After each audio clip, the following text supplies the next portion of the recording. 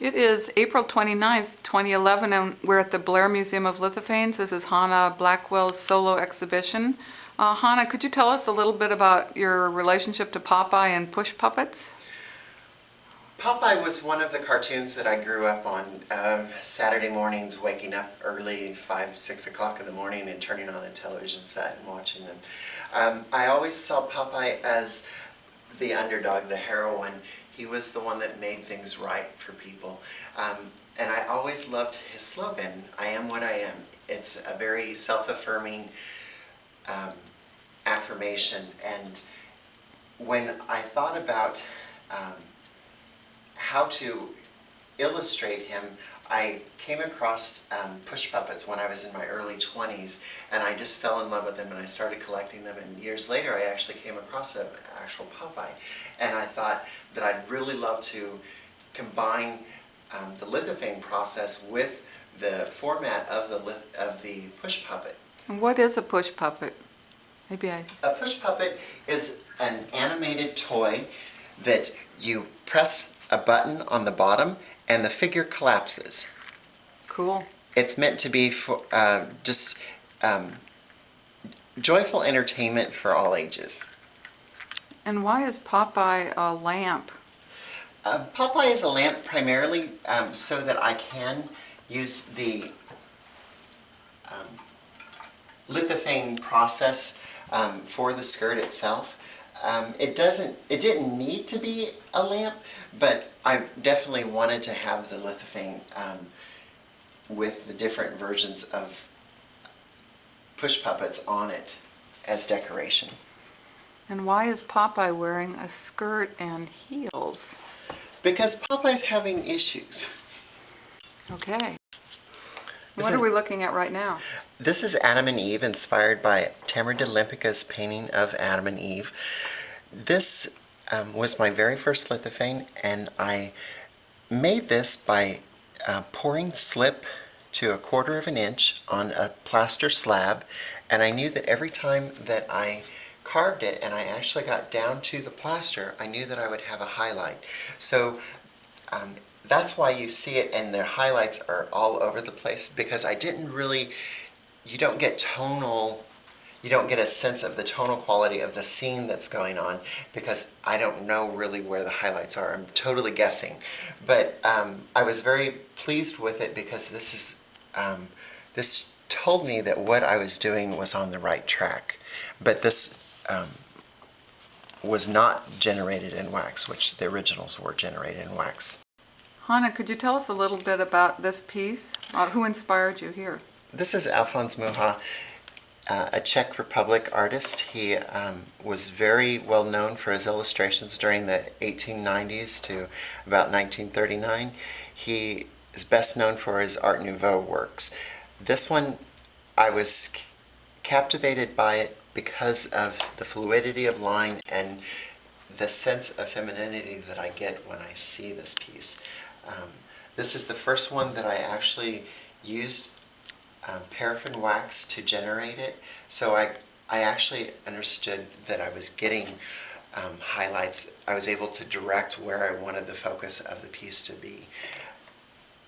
So, this piece was inspired by Manet's Olympia, a Parisian prostitute that is meant to be receiving flowers from her suitors.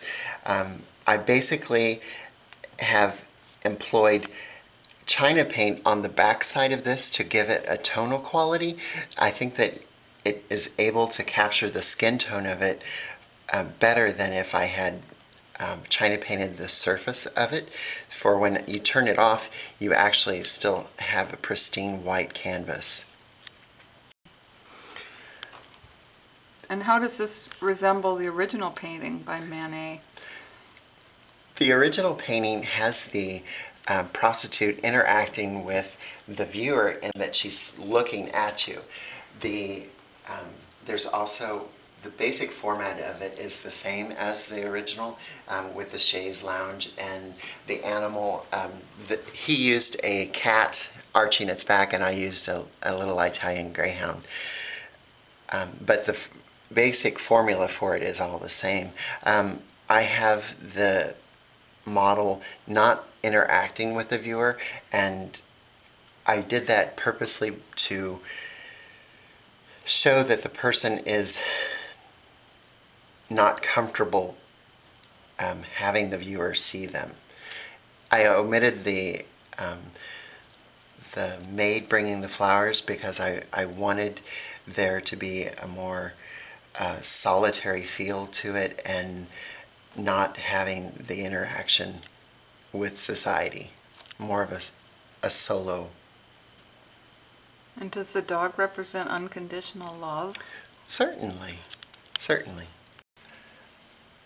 I came across this illustration from Victorian wallpaper. It's dancing mice, and I just thought that they were joyful and exuberant, and they reminded me of contra dancing, and I have so much love of that that I wanted to illustrate what I thought that it looked like for contra dancing couples to dance, because they have so much personality. You know, you have some people that are a little timid. Am I doing it right? This person's like, yeah, you can do this, and this person's, you know, having their, you know, putting on the Ritz, and this person's just very joyful, and that's what I want my life to be like. I want it to be a celebration and just enjoying myself. And so when I see this, I smile. The lamp basically was born out of a way to make the lithophane process apply itself to a three-dimensional realm. During my time in Hungary, I learned that if I took a silicone mold of my wax, I could then wrap the silicone around an object and make a three-dimensional form. And that's how the dancing mice lamp came about. This was generated in the summer of 2010, and it is a further exploration of my desire to make lithophanes into a three-dimensional sculpture. I have taken the silicone mold and I have cut it into forms so that different objects within the mold itself will be in the foreground or some pushed back, and if you were to look at it from a top view, it actually has, you can see where the lines of the mold were actually cut. This was a commission piece from Jorge de la Torre. I believe the date on it is 1564. I learned a lot making this piece in the chiaroscuro, using the wax to capture the super highlights and then the deep darks. It was very enjoyable. What do you want to say? The newborn, Oh, yeah, it was a commission for someone who had a baby? No, it actually wasn't. It was commissioned from a woman who just really enjoyed the painting, and she thought it would be a very interesting take on it to go ahead and make it into a lithophane. This is this is a tutorial for the museum itself, so that they have an example of what it is in my process that I use to create my artwork. This that you're looking at now is a plastic representation of wax, because wax is very fragile, and if it's when I had the wax originally in the display, it got to maybe 73, 75 degrees and it started melting. So I thought for educational purposes, plastic made a lot more sense. So when you actually are carving in your wax, you are making highlights by removing wax. So you're constantly removing wax to flesh out your scene, whatever that your design is. From that stage there, traditionally they would make a plaster mold from it, and when I tried using the plaster to go directly to the when I tried using the plaster to go directly from the wax, I found out that if you have any undercuts, that the plaster will actually chunk out and take away some of your wax. So that I felt like was not a very good plan. So what I do so that I have a library of imagery is I take a silicone mold of the wax. So I'm able to capture all the detail and refinements that I've made within the wax itself in the silicone. Now, the original wax is a negative, the silicone is a positive, your first plaster is a negative, and then you have to make another plaster of the plaster negative, so you then have a positive, and then that last positive is what you'll use to actually pour your slip on. A lot of people don't like that I use so many steps, but I find that it makes the most sense to me so that I have the most control over the medium and the quality of the product that I generate. This is my version of a cicada. Last summer I was walking along and I saw a cicada on the ground dying, and I thought that they were one of the most beautiful insects I'd ever seen. So in my desire to bring the lithophane process to the three-dimensional realm, I made a mold of a cicada, and then I poured the slip within inside the mold, and then made certain that it was thin enough that I could, once I put a light bulb in it, it would be illuminative.